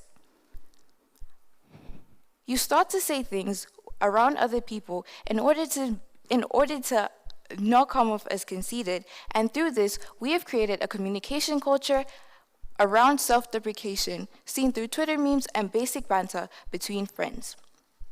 It's very normal at the beginning, just making a joke at your own expense. However, over time, this unhealthy habit becomes a destructive pattern as you tend to focus on your flaws and not your strengths. Self-deprecating jokes aren't even as funny anymore as they were previously.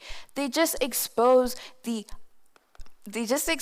your insecurities. According to Dr. Sherry Jacobson,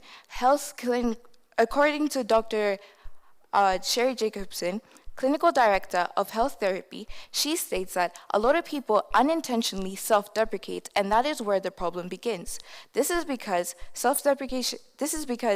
she suggests that if you're often told that you often self-deprecate and it comes off as surprising to you, then it is more likely a case of low self-esteem rather than self-deprecation, meaning that you unconsciously do this and it could come off as, and it becomes a case of low self-esteem. The miscommunications or the misconceptions of low self-esteem make sure that self-deprecation is just the tip of the iceberg. Researchers have realized that we have adopted self-deprecation in order to optimize our statements when talking to other people and to come off as modest. Additionally, we have created words that limit people's identity in society. We've created words such as cocky or conceited to limit a person's approach when speaking to you. For example, according to vocabulary.com, a conceited person is somebody who sees themselves in an inflated image and sees themselves as wonderful and amazing. So once you talk incessantly about your ability to play the clarinet or your amazing ability to wiggle your ears, you, my friend, are considered a conceited person. I have equated personal deprecation to personal destruction. So how do we get rid of these destructive tendencies? Firstly, we have to look at the fact that the answer does not lie in the pages of self-help books, in the pixels of television screens, nor does it lie in the words of motivational speakers. However, it lies in knowing thyself. Calling yourself ugly does not make you prettier, nor does calling yourself dumb make you smarter. So today I ask you to practice gratitude and know thyself. Thank you.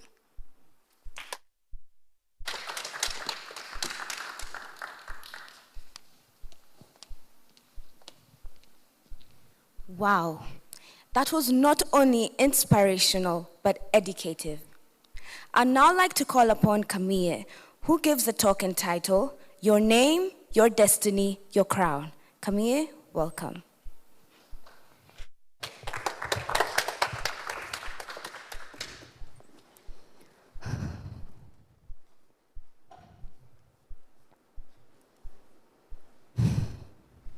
Good afternoon, ladies and gentlemen, boys and girls. I am Khamir Shayo Olu. I am Nigerian by ethnicity and of the Yoruba tribe, which is found in the southwestern region of Nigeria. The cry of a newborn baby in a Yoruba household is a joy, praises to above, and laughter-provoking event that is considered to be a blessing poured directly from the heavens and into any fortunate family. As praises to God and songs of joy resound throughout the household, peace, relief, and a sense of hope inhabit the hearts of the parents. The importance of children in Yoruba culture cannot be emphasized enough. As a result of the birth of a child being of great importance within Yoruba society, following events such as the instilling of morals into, growth, and mental and spiritual development of a child are not taken lightly. However, the primary, most important event that follows the birth of a child is the ceremony in which family members, both immediate and extended, present the child with a name in the presence of a religious leader. A Yoruba adage states, Ilé ni à ń wò kí a tó sọ ọmọ lórúkọ, which translates to, one pays attention to the family before naming a child. This forms the basis on which the Yoruba name-giving customs are carried out. It is believed that a name is what molds a child into who they later become as a person, and most importantly, what determines a child's destiny. Names may be given based on the circumstances a child was born in, the experiences of the parents, or simply the vision the parent has for the life of their child. Consequently, names are of utmost importance within Yoruba society and are believed to be the crown that adorns the spirit of a baby and the driving force that sets a child up for triumph in life, be it physical or spiritual. Yoruba names, therefore, tend to be complicated and not the easiest to pronounce. My 14-letter first name, Anuoluwa Khamir, is definitely no exception. One of the most common and repeated scenarios I continue to experience to this very day is the scenario in which someone struggles with the pronunciation of my name. Khamir, Kamaya, Kamil, and Kayime. I have heard it all. From a substitute completely denouncing the pronunciation of my name, to my year 5 French teacher telling me that his new name for me, the French version of my Yoruba name, was Camille. I've heard it all. From the anxiety that fabricates knots in my stomach whenever it is time for the register to be read out, to the jealousy I feel whenever my classmates' names are read without any hassle. I've experienced it all. At this point in my life, all my 14-letter first name was a source of embarrassment, nervousness, and disgrace to me. When I was about 9 years old, I moved from my predominantly black school, where people still struggled with the pronunciation of my name, to a more racially and ethnically diverse school. And as a result of the terrible experiences I underwent with my name at my previous school, I decided that I was going to go by a new name, Kami. On my first day of school, as my drama teacher read out the register, he managed to pronounce Anuolua Khamir without making any mistakes correctly. I was taken aback because in my 9 years of existence, very few people had taken the time to try and pronounce my name, talk less of saying it correctly. However, I felt embarrassed and chose to ignore my name being called out because it was embarrassing being the new girl in a class of 24 with a 14-letter name. From that day onwards, I continued to go by Kami. Whenever anyone would mention Khamir or even try to pronounce it, I would shut them off completely and tell them that my name was Kami, and I should be referred to as that and that only. In fact, the majority of my friends did not know that my real name is Khamir and not Kami. It became so bad to the extent where majority of my friends still refer to me as Kami till date. These happenings, however, made me come to the realization that I was letting one of the most important elements of my entire existence come to a complete demise. When I was about 13, I found social media and began to use it more often. I would frequently come across videos and memes that summed up the issue I was facing in regards to my name. As I watched a TikTok video of a girl dreading the taking of the register, or looked at memes of the boy making a cringing face whenever people butchered the pronunciation of his name, it had dawned on me. I was not the only person experiencing this issue. Millions of Nigerians, Africans, Asians, Hispanics, and Latinos across the globe were experiencing the same issue that I was. I vividly remember the day that my entire perspective on having my name changed. I vividly remember this day. I was scrolling through Instagram and I came across a post that read, "Young black girl with the big name, correct them every single time." Initially, I scrolled past the post, not thinking too much of it, but I eventually felt compelled to go back to the post and pry into its deeper meaning, and I did just that. This post, in its 12 words, had managed to sum up every single hurdle I had faced in regards to my name, from the day I found out what a name was to that very moment. And I realized that I had gotten it all wrong. My name wasn't and isn't too long. People's willingness to learn the pronunciation of my name is simply too limited. I realized that it was not my responsibility to come up with an easier, more catchy nickname that I could be called by people who simply were not bothered enough to learn the pronunciation of my name. When I was a new pupil at Brookhouse about a year ago, one of my classmates messaged me and asked me, "Khamir, how's your full name pronounced?" I asked her why she wanted to know, and she said, "Because I want to know what to refer to you as." So I told her the correct pronunciation of Anuolua Khamir, and she thanks me and says from that moment onwards, that's what she'll refer to me as. I still remain confused and once again asked, "Why do you choose to learn the pronunciation of Anuolua Khamir, rather than refer to me as Khamir or Kami, as most people do?" And she said, and I quote, "Because we are Africans, and we need to learn to embrace the uniqueness of our names." I was taken aback, not because she had taken the time to learn how to pronounce my name, but because there was so much authenticity and truthfulness in the statement that she had made. At this point, I had an awakening. Years ago, when my forefathers were bought and sold into slavery, they were stripped of their identities, their heritage, and their names. The meaning of Anuolua Khamir is, God's mercy has counted me worthy to be among the living. I have been blessed with the privilege to have been given a name that holds so much power and meaning that it would be almost unappreciative of me to toss my name in all of its magnificence aside. My ancestors were stripped of their names, but I have been given a name so carefully plucked from the most intricate parts of the Yoruba language, and it is my responsibility to embrace it, not only because it is a beautiful name, but also because it is who I am. It is my identity, and it represents the destiny that I came to this world to fulfill. Your name, your heritage, your cultural practices, and your cultural identity are what make you, you.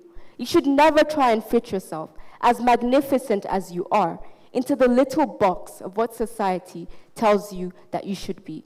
Do not settle for less. Do not let them refer to you as what you do not want to be referred to as. Correct them every single time until they get the pronunciation of your name right, because that beautiful name is your crown, your identity, your legacy, and your gleaming destiny. And you cannot afford to dim the bright light that is your destiny because of the obligation you feel to conform to the norms of society. My name is my destiny, and my heritage is my crown. Thank you for listening.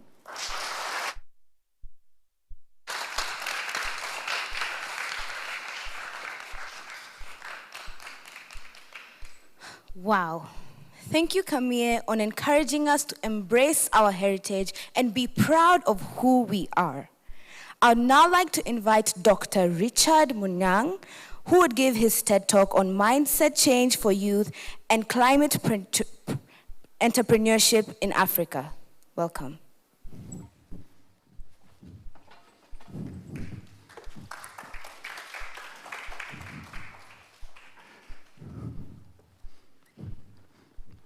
Just take a minute and look into your hand. What do you see? When I look at mine, I see a unique purpose. We have a 1 out of 63 trillion chance that our fingerprint, whether we are living, dead or alive, is same. And it's not by chance. We are uniquely made. We are uniquely made for a purpose, because the purpose of life is to be useful. And our usefulness is to drive transformational change. But the route to finding that purpose is one that is paved with challenges. 43 years ago, I was born in a little village called Jinquin in the northwestern part of Cameroon. I was not born into opportunity like many across the entire African continent today. I grew up facing the brunt of crop failure. And the words we heard earlier in our lives from our mom was famine. And this meant consequences. It meant consequences for us going to school with our stomach aching of hunger. It meant consequences for us having to beg food from our neighbors whose crop has not failed as ours. That was my journey to purpose. It was my moment of epiphany, the moment I started to look at solutions and start to think, how can the problems of crop failure that we saw in our mother's farm, how can they be solved? I then later on understood that what we know today as climate change, which is manifesting itself in droughts, as we're speaking today, 2 million Kenyans are facing drought, in cyclones and floods, and hurricanes, you name it. And these are manifestations of the changing climate. Just in 2020, the world lost up to about 210 billion as a result of climate disasters events. But the science is unequivocally clear on this. In August 2021, the Intergovernmental Panel on Climate Change released a report which has been described as a good rate for humanity. And this report showed that we have only 20 years to go above 1.5 degrees. And the United Nations Environment Programme Emissions Gap Report, which was released just last week, showed that if all the plans that the entire world have put in place are actually just to be implemented as they are, we will go up to 2.7 degrees by the end of the century. But this is happening at a time when the continent Africa is warming twice as fast as the rest of the world. And this is bad news for a continent where our mothers, our brothers and sisters go to bed hungry. 257 million of them. Where we have 60 million malnourished children every year in the continent. Where we have 12 million youth getting into the labor market each and every year. disenfranchised because they cannot find the jobs. And on top of this, the COVID-19 pandemic have only added to this precarious equation. And so what do we need to do? We need a new perspective. We need a new perspective which is summed up in this African proverb that every adversity carries with it a seed of equal or greater benefit. Yes, in the turmoil of climate change, there are seeds of opportunities. And these seeds of opportunities can be tapped through what we call climatepreneurship. Yet it's about us using what we have and moving away from complaining and blaming each and everyone, but finding in it to retool our skill, regardless of where we come from, regardless of what age or what we study in school, to just do something to help that mother in the community. It's about co-creation of value for the community as we help mothers put more money in their pockets and food on the table. But to actualize this climatepreneurship across Africa, we need what I call foundational attributes. Like a lion, we need to understand our context. And the context here, I'm talking about the socio-economic context of Africa. We have a continent where the informal sector that contributes 80% of the jobs in the entire African continent today are the most vulnerable to climate change. And we must be able to leverage and ensure that whatever thing we do, we lift them from the bottom of the pyramid. In addition to having the mindset of a lion, what we need to do is to have the eye of an eagle that can see 3 kilometers away, what I call an eye for solutions. 56% of emissions in the African continent today are land-based, coming as a result of deforestation for agricultural land and the harvest of charcoal. But we're in a continent where each and every year, 700,000 Africans die as a result of indoor pollution. 700,000 Africans are not just a statistic. They are dying because of indoor pollution because they depend on charcoal. But turning agricultural waste, simple agricultural waste, where each and every one of us can retool our skill, can be able to reduce this. We need the discipline of an ox. Like an ox can plow, the discipline, the consistency, the persistency. We need this to be able to drive entrepreneurship and above all the wisdom that can then be able to see challenges in adversity. And I will leave you with 3 fundamental principles on how we can be able to drive climatepreneurship in the African continent today. The first is climate action is an investment opportunity. We must graduate from projecting liability anytime we are faced with a challenge. Yes, we know, but Africa is also a leader. 98% of the entire African continent have ratified the Paris Climate Change Agreement. In every country, starting here in Kenya, you ratify the Paris Climate Change Agreement. You have the Climate Change Act of 2016. And across the entire continent, Africa is a leader. We also have physical policies. If you look at Kenya, the 2021 finance bill have physical incentives, taking off 20% VAT on briquettes, on burgers. If we tap into this, we can create climatepreneurship enterprises in the country and even across the continent. And the second part, Africa's youth are Africa's powerhouse. We cannot ignore them. We cannot make them the footnote always. We have to make Africa youth the head note. Because without them, we cannot be able to drive transformational change. We've developed an incubation space called innovative volunteerism that have become not just a sing-song across the entire continent, but a climate action movement where we're seeing youth being inspired to retool their skill, to refine their skill, to adapt their skill, to turn challenges into opportunities. We are guiding them and inspiring them to turn their passions into profit. And what we are seeing starting right here in Kenya, young people are turning agricultural waste into briquettes that are replacing charcoal to Uganda, to Ghana, to Nigeria, to DRC, to Cameroon, and across the entire African continent. We are seeing a new perspective, a perspective where young people are moving away from complaining, but actually becoming the center stage for solutions. We are also seeing them retooling their skills and fabricating solar dryers that are decentralized to our mothers in communities just to dry their rice, just to dry their veggies, just to dry their beans. And they are tapping into a $48 billion US, which is as a result of post-harvest losses across the continent. And with all this, we need the last point, passion. Passion is the new currency of now. You cannot do anything without passion. Through anything on passionless people, through money, and nothing will change. It therefore means that we must be able to cultivate that passion, and that needs a new mindset change. It's a mindset change from leveraging on what we have so that we can apply emergency brakes on the complaining and the blame game that sometimes we get embroiled in. We need a new mindset change to actually usher ourselves into what I call righteous anger, but not righteous anger to complain, but righteous anger to act, because the only antidote to despair is action. The only antidote to frustration is action. With actions, we can create a groundswell of hope that can usher millions into opportunities. There comes a time in any generation where they face a challenge. But anytime they face that challenge, they always roll up their sleeves to face it head on and devise a solution. Climate change is the challenge of our time. And we have the opportunity to turn it into climatepreneurship enterprises across the continent. That is the only way we can supercharge and turbocharge the bottom of the pyramid and drive transformational development. Let's start today.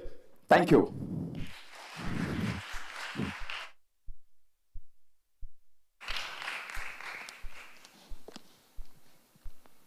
Wow, that was brilliant. Thank you. Now gracing us with her rendition of A Change Is Going to Come is Charlene Birech, accompanied by Hope Marie. Let us give them a welcome.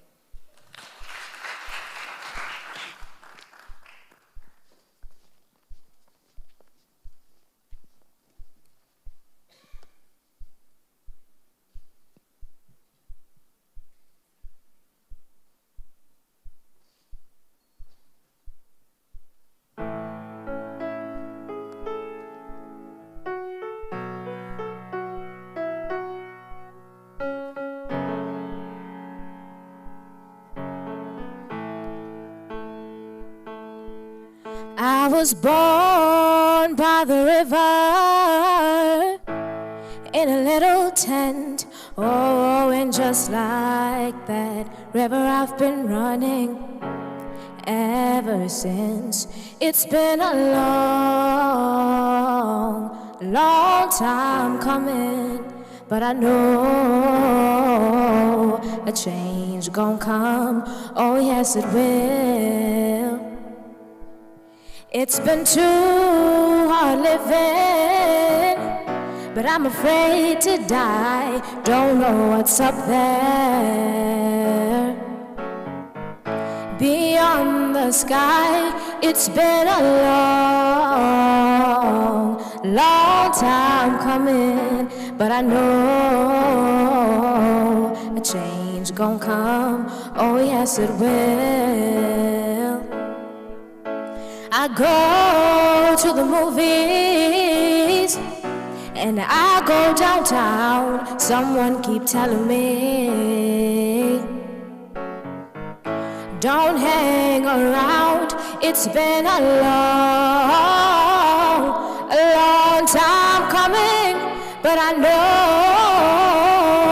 a change gon' come. Oh yes, it will. Then I go to my brother and I say, brother, help me please. But then he winds up knocking me back down on my knees. And oh, there's been times that I thought I wouldn't last for long, but now I think I'm able to carry on. It's been a long time coming, but I know a change gon' come. Oh yes, it will. It's been a long time coming, but I know a change gon' come. Oh yes, it will.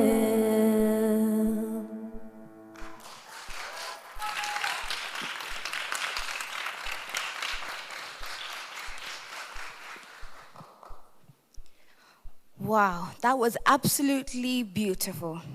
We have now come to the end of the 10th Tedx Youth event. I'd now like to take this opportunity to thank Mrs. Joyce and the whole speaker training team who have worked hand in hand with the participants today. The tech team for their efforts in making this event a success. Furthermore, to the Brookhouse management for giving us this platform. And finally, to the speakers, without whom this event would not be possible. Thank you.